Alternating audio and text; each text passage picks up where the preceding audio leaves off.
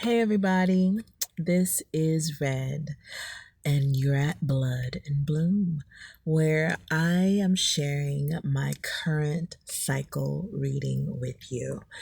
It started a couple of days ago, and this cycle reading is going to be more of a story time because I've pulled the cards already, and the way that spirit in alignment with this practice that I do began to speak to me because I pulled the cards and I didn't read everything in the book yet. I just kind of looked at the cards.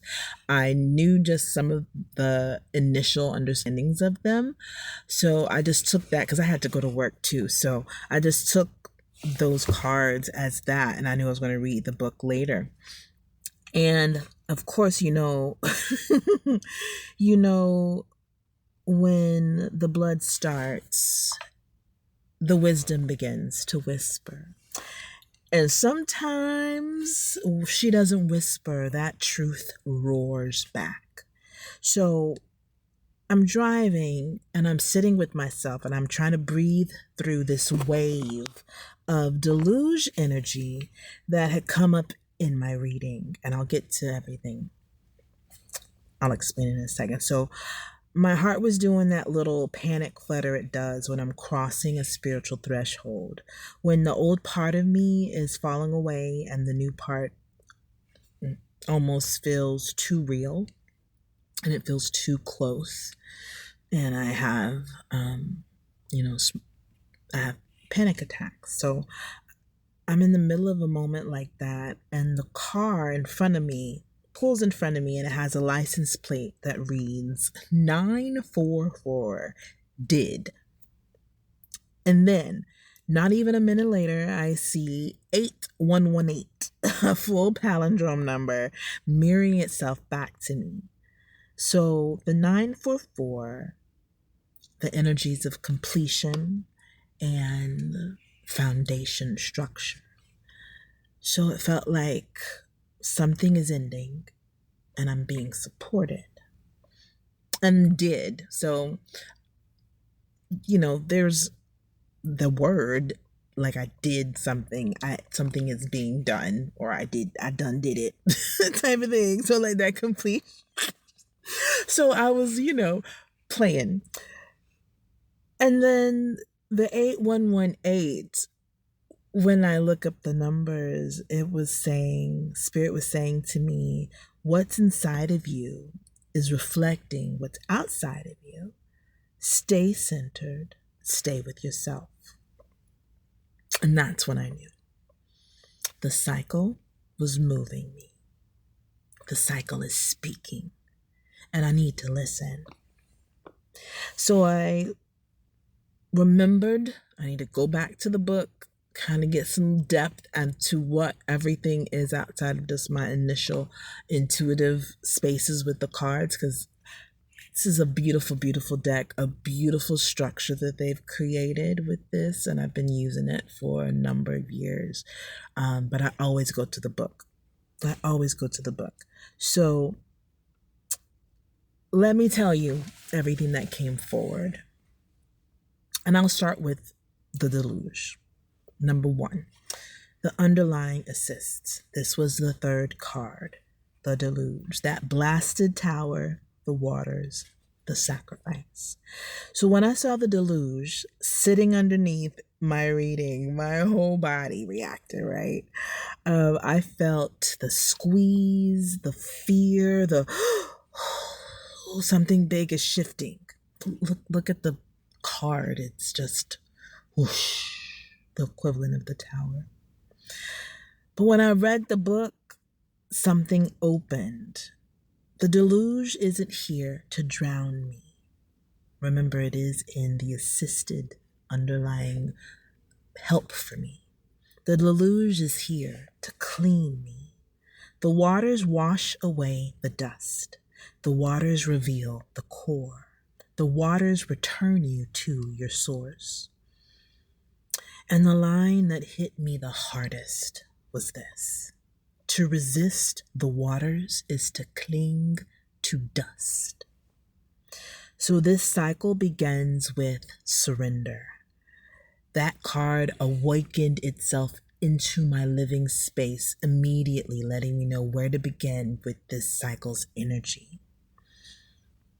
Do not collapse. Do not lose control. Surrender.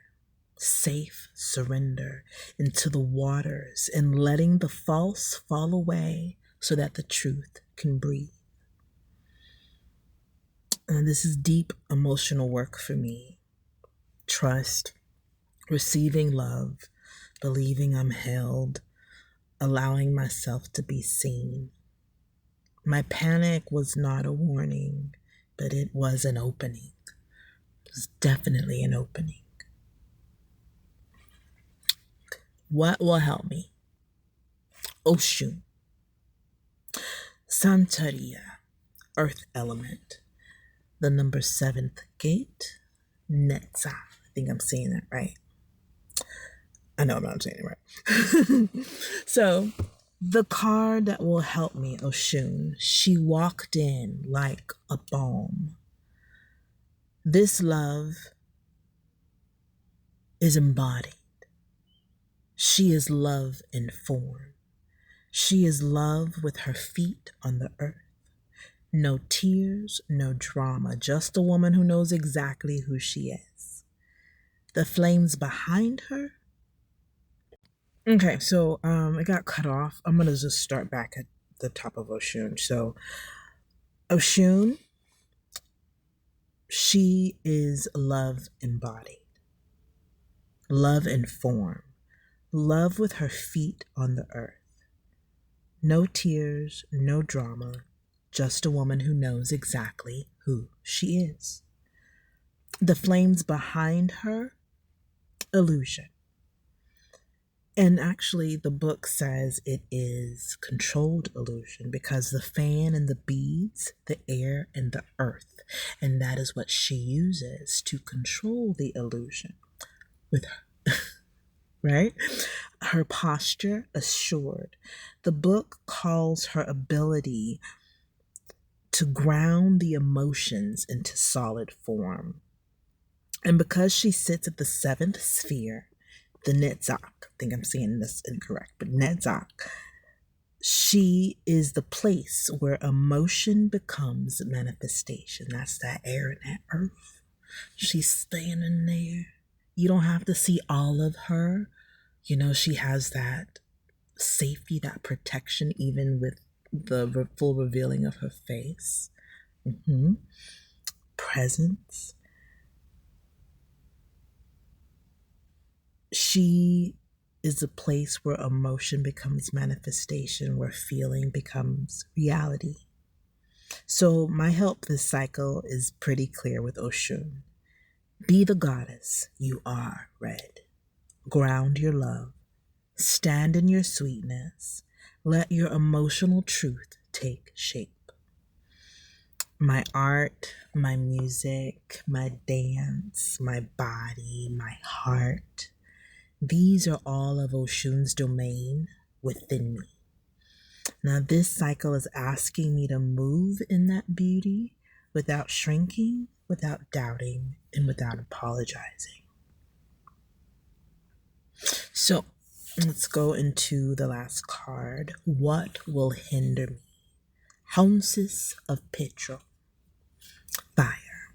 She's the princess of the temple. Intensity. So my hindrance card, the Petra Haunces, is the fire initiate. She's hot, quick, reactive, impulsive, and emotional. A very deep lover, but she might be a little bit, quick to jump to conclusions, But that's part of her initiation. She's the part of me that burns too fast. She moves too fast and responds too fast. And the truth is, I really have just completed the whole Petra cycle. Remember my last cycle the hindrance card was Mambo, the queen of Petro, and she was upside down. She was in reverse, meaning that to hinder myself if I shrank her energy. So I had to make sure I did the firework, that I faced these flames, and I learned the lessons of the fire of my voice and the beauty of it and the destruction of it and the passion of it and the creation of it. And now my task is not to burn, but to cool. This cycle wants my fire in embers, not eruption.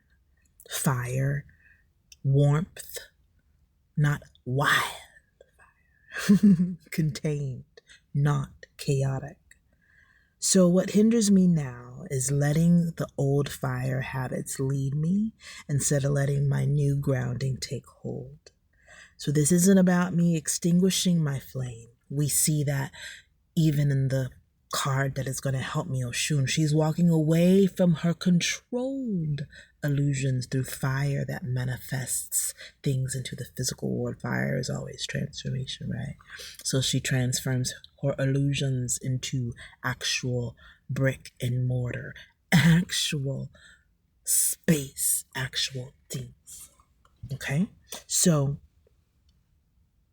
the story of the cycle, the through line, is when I put all this together, the deluge, Oshun, Petro houses, and even those numbers that came on the road for me, this reading becomes a whole initiation. I have finished the fire chapter. Now I'm entering the chapter of grounded love. The waters aren't clearing what's old. No, the waters are clearing what's old. The waters are clearing what's old. Oshun is anchoring what's real, and the Petro Houses is warning me not to slip back into uncontained intensity. I'm stepping into deeper security, deeper softness, deeper self-trust. My panic attacks are simply the doorway to this cycle, opening me up to shake what happens when I step into a version of myself that I've been calling in for years. I'm learning how to receive.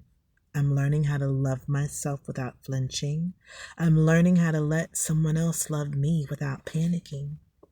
And I'm learning how to trust that my inner compass has been guiding me correctly this whole time. And I'm stepping into the goddess I've always sensed inside of me. And this cycle is the bridge. So that's my current cycle reading, everyone. And if you're here with me, if you're in your own waters, your own clearing, your own turn towards love, I hope this reading reminds you. Let the old wash off. Let your fire settle. Let your love take form. And trust the woman you're becoming. This is Red of Bleed and Bloom. Cycle on.